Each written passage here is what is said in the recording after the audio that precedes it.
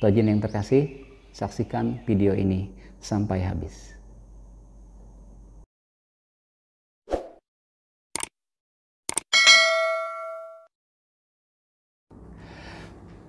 Salam kebajikan. Tojin sekalian, anggapan merepotkan dan banyak aturan dalam budaya keluarga Tionghoa bukan hanya menyangkut hal persembahyangan, tetapi juga meliputi banyak aspek, termasuk cara memanggil. Cara memanggil orang Tionghoa kepada seseorang, terutama yang memiliki hubungan kekeluargaan dengan kita, mempunyai banyak istilah atau sebutan.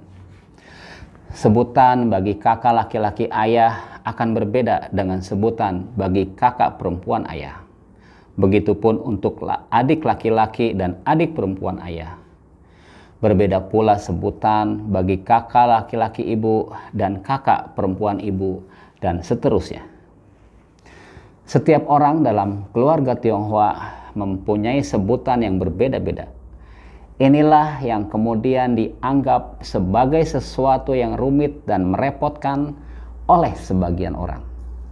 Padahal ketika kita menyebut atau memanggil seseorang dengan sebutan tertentu, maka orang segera menjadi tahu apa hubungan kita dengan orang tersebut. Ketika kita memanggil seseorang dengan sebutan Aih misalnya, maka orang segera paham bahwa orang itu adalah kakak perempuan ibu kita yang tertua.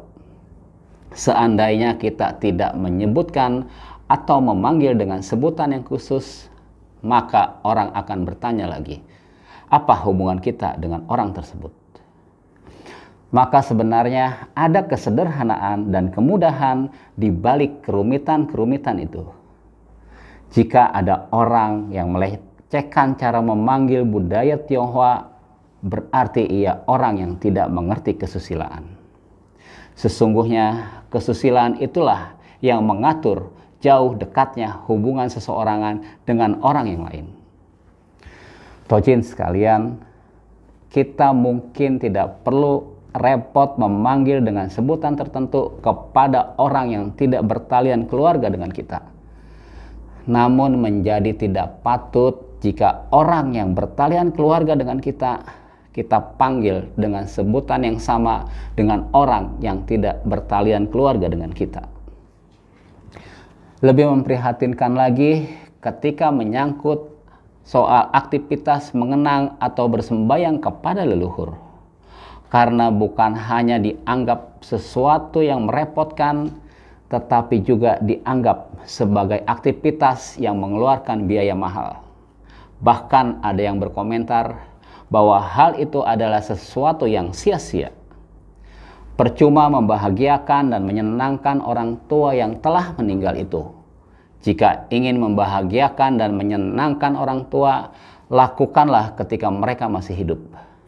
Begitulah komentar yang sering kita dengar yang ditujukan untuk orang Tionghoa yang masih melakukan aktivitas mengenang atau bersembahyang kepada leluhur.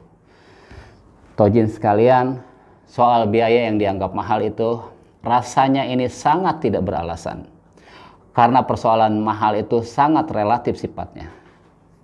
Sesuatu menjadi dapat dianggap mahal bagi seseorang, tetapi dapat menjadi dianggap murah oleh orang yang lain. Jadi ukurannya adalah sesuai kemampuan, dan yang utama adalah semangat dalam mempersembahkannya. Hal yang perlu digarisbawahi adalah bahwa perlengkapan dan sajian dalam upacara sembahyang bukan dilihat dari besar dan mewahnya perlengkapan sajian. Sebagaimana tersurat dalam catatan kesusilaan bab 8 bagian 2 pasal 1 ayat ke-22. Sasaran melakukan upacara sembahyang bukan hanya untuk meminta-minta. Waktunya jangan tergesa-gesa. Besarnya peralatan bukanlah yang dituntut. Indahnya perhiasan bukanlah yang dianggap baik. Hewan kurban tidak harus gemuk dan besar. Banyaknya berbagai sajian bukanlah yang dianggap indah atau dipujikan. Semua sajian itu untuk menunjukkan puncak rasa hormat. Akan rasanya tidak diutamakan. Yang penting ialah semangatnya. Taujin sekalian, selanjutnya jika usaha menyenangkan, membahagiakan orang tua yang telah meninggal itu dianggap sebagai sesuatu yang sia-sia, maka pertanyaannya adalah, apakah orang yang menyatakan itu sudah cukup membahagiakan orang tuanya saat orang tuanya masih hidup, sehingga merasa percuma membahagiakan dan menyenangkan orang tua yang sudah meninggal itu? Dan apakah cukup waktu bagi setiap orang untuk menyenangkan dan membahagiakan orang tuanya sampai akhir kehidupan orang tuanya? Kita meyakini ada kehidupan setelah kematian, maka kita tetap berusaha agar mereka bahagia dalam kehidupannya itu. Bahagia maksudnya tenang dan damai di alamnya yang abadi di gemilang kebajikan Tien. Maka hal penting yang harus dipahami dalam konteks ini adalah, pertama, bahwa ketika orang Tionghoa, khususnya umat Konghucu, tetap berusaha menyenangkan dan membahagiakan orang tuanya yang sudah tiada itu, bukan berarti bahwa mereka tidak melakukan usaha itu ketika orang tuanya masih hidup. Tegas dikatakan, seorang yang berbudi luhur, cince, waktu orang tuanya hidup, dengan penuh hormat merawatnya. Setelah meninggal dunia, dengan penuh hormat menyembayanginya. Dan yang dipikirkan sepanjang hidupnya ialah bagaimana tidak memalukan orang tuanya. Maka dikatakan bahwa seorang cince berkabung sepanjang hidupnya untuk orang tuanya. Hal ini menunjukkan, pertama, bahwa berbakti bukan hanya menyangkut urusan pengabdian seorang anak kepada orang tua saat orang tuanya masih hidup, tetapi berbakti merupakan hubungan yang berkesinambungan, mulai dari orang tua kita sampai kepada leluhur. Kedua, bahwa usaha membahagiakan orang tua yang sudah meninggal itu bukan sekedar menyangkut memberikan makanan pada upacara sembahyang. Makanan yang disajikan itu hanya merupakan simbol dan sebagai ekspresi puncak rasa hormat kita kepada orang tua kita yang sudah tiada itu. Persembahan yang sesungguhnya adalah perilaku bajik dengan semangat meneruskan pekerjaan mulia dan melanjutkan harapan mulia orang tua, agar orang tua yang telah tiada itu menjadi tenang dan damai dalam kehidupannya di alam sana. Taujin sekalian, ada pertanyaan sederhana tetapi cukup logis. Jika persujudan dan laku bajik yang kita lakukan dimaksudkan agar orang tua kita mendapat ketenangan dan kedamaian, berarti kita meyakini bahwa orang yang meninggal itu belum tenang dan damai. Taujin sekalian, sesungguhnya kita tidak tahu akan ketenangan dan kedamaian mereka di alam sana. Jika kita bersembayang menyampaikan pengharapan agar mereka tenang dan damai, adalah karena dasar pemikiran yang logis, bahwa bagaimana mungkin orang yang meninggal itu serta-merta dapat tenang dan damai, sementara tentu masih banyak pekerjaan yang belum selesai dan harapan yang belum terpenuhi. Pertanyaan selanjutnya adalah, sampai kapan kita melakukan semua itu? Atau sampai kapan orang tua yang telah meninggal itu tenang dan damai dalam kehidupannya di alam sana? Lagi-lagi kita tidak tahu kapan orang tua atau leluhur yang telah meninggal itu tenang dan damai dalam kehidupannya di alam sana.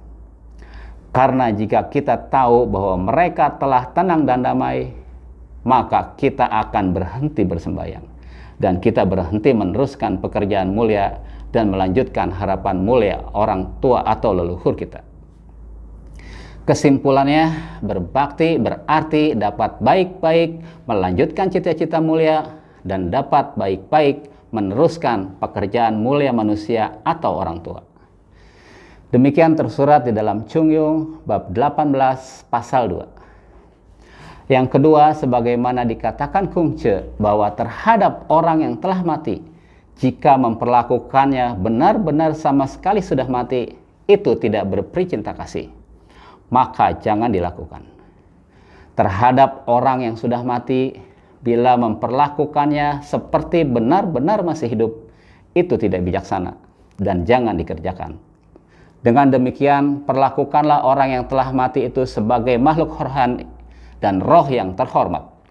Demikian tersurat di dalam catatan kesusilaan 2A bagian 3 pasal 3. Tojin sekalian, sebenarnya masih banyak persoalan-persoalan terkait aktivitas mengenang dan bersembahyang kepada leluhur. Tentang kapan waktunya, bagaimana caranya, dan bagaimana pula dengan pemeliharaan altar atau meja abu leluhur yang oleh sebagian orang dianggap aktivitas menyembah berhala. Kita akan bahas pada episode berikutnya. Sampai bertemu dan semoga bermanfaat. Salam kebajikan. Waite Tongtien.